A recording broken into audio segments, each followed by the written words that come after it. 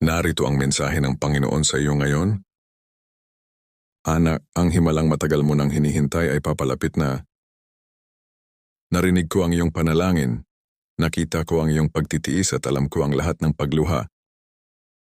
Alam ko ang pananampalatayang iningatan mo kahit sa gitna ng paghihintay. Huwag kang mawalan ng pag-asa dahil lamang hindi mo nakikita ang sagot. Habang ikaw ay naghihintay, ako ay kumikilos na sa likod ng iyong sitwasyon. Inaayos ang mga bagay ayon sa aking perpektong oras.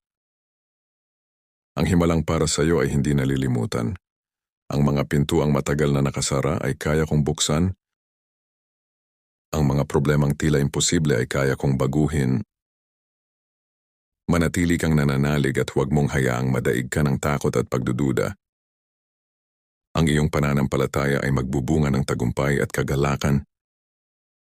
Darating ang araw na masasabi mong, tunay ngang hindi ako pinabayaan ng Diyos.